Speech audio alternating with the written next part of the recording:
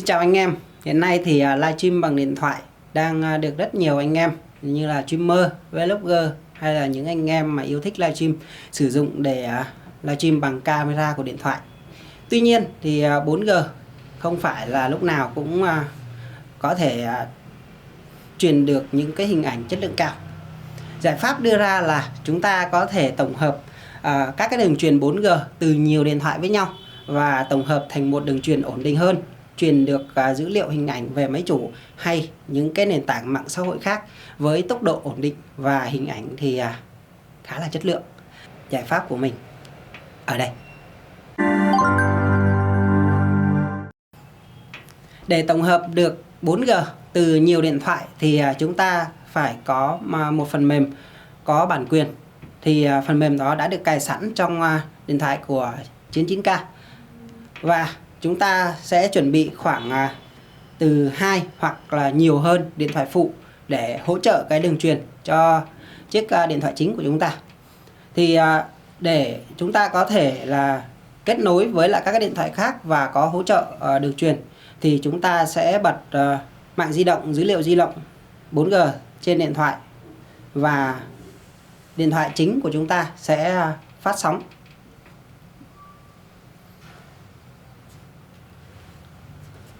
Chúng ta sẽ vào điểm phát sóng cá nhân và phát sóng Wi-Fi trên điện thoại chính. Trên các điện thoại phụ thì chúng ta cũng sẽ cài phần mềm bản quyền và chúng ta sẽ kết nối Wi-Fi với lại điện thoại chính. Ở đây thì mình đã kết nối rồi. Và trên tất cả các điện thoại phụ thì chúng ta cũng sẽ bật dữ liệu di động lên, có nghĩa là 4G đó.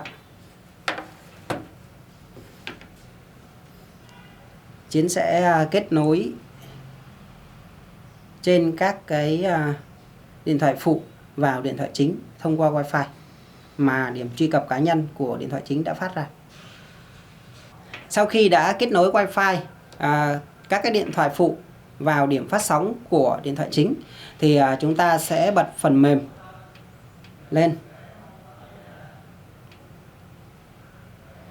Trên phần mềm thì chúng ta sẽ nhập thông tin đăng nhập mà nhà cung cấp phần mềm đã cung cấp cho chúng ta.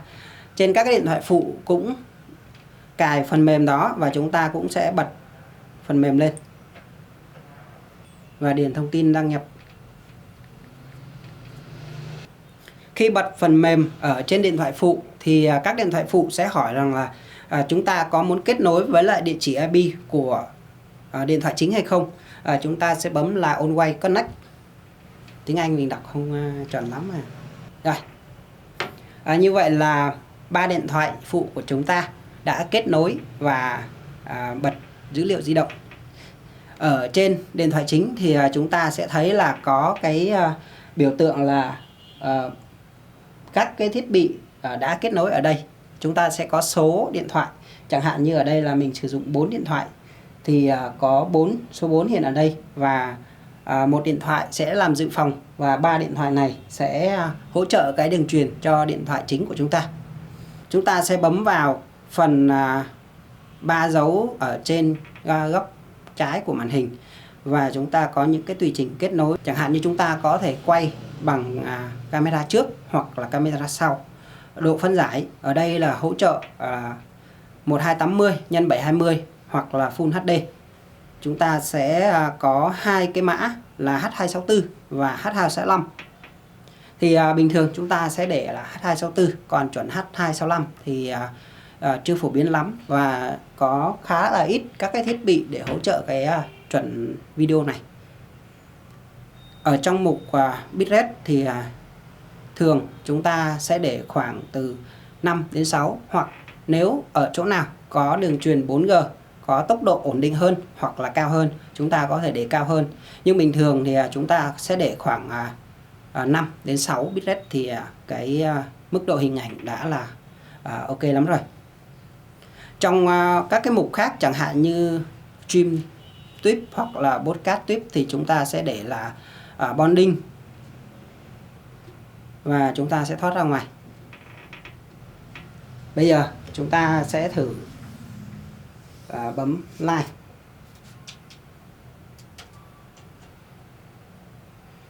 Ở đây trên màn hình sẽ xuất hiện các cái thông số liên quan đến tốc độ mạng, độ phân giải, số dây đã ghi hình được, đã bonding và các cái thiết bị đã kết nối vào, số thiết bị đã kết nối vào để hỗ trợ điện thoại chính của chúng ta.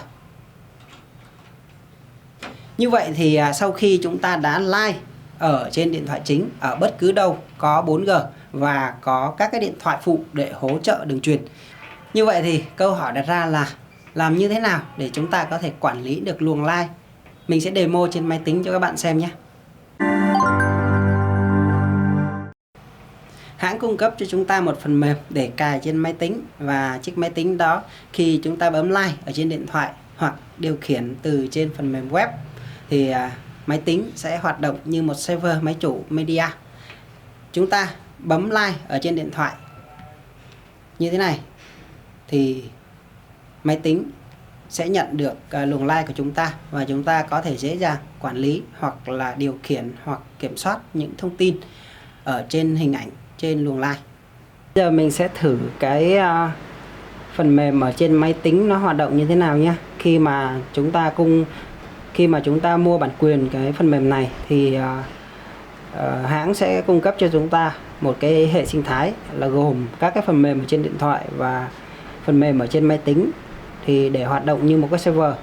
Sau khi chúng ta cài cái phần mềm này ở trên máy tính thì khi chúng ta bấm like ở trên điện thoại như thế này ở bất cứ đâu thì cái máy tính mà chúng ta cài phần mềm nó sẽ xuất hiện cái hình ảnh của chúng ta ngay lập tức.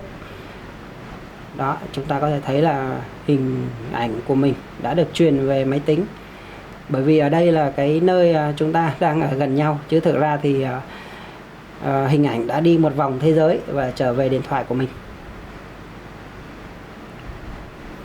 Đấy, quá trình test thì chúng tôi thấy rằng cái mức độ hình ảnh cũng giống như là chất lượng hình ảnh, khả năng kết nối của hình ảnh với cái máy tính rất là ổn định. Trong cái môi trường rất là phức tạp và tốc độ mạng thì không có nhiều cái kết nối hoặc là không có sóng 4G quá ổn định, thì cái việc kết nối nhiều điện thoại như thế này sẽ giúp chúng ta có một đường truyền rất là chắc chắn khi mà chúng ta livestream.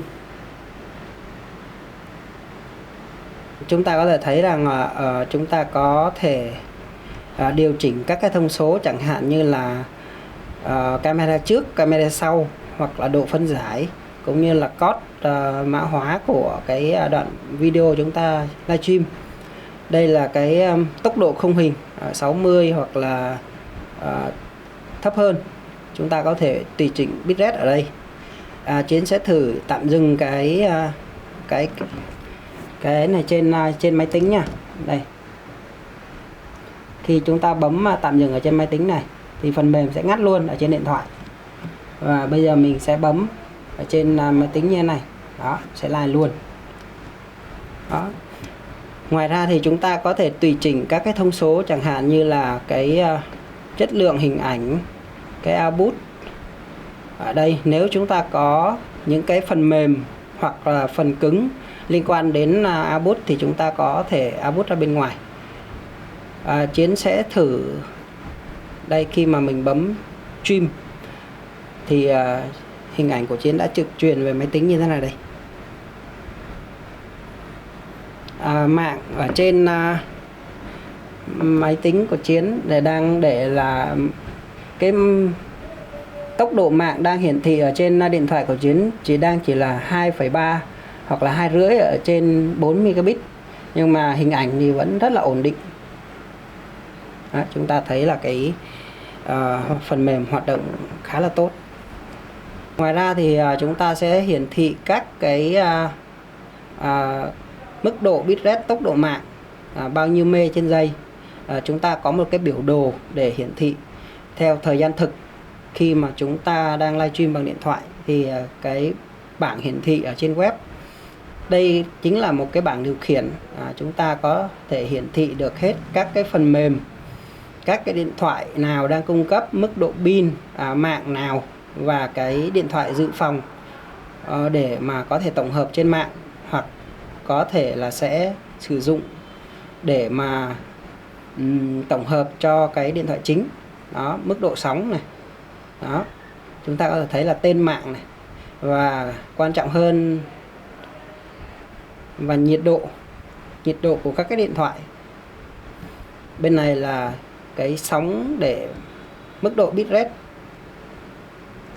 để hiển thị, chúng ta có thể tùy chỉnh để xem là 5 phút hay là 1 phút hoặc là 30 giây hay là ngắn hơn nữa.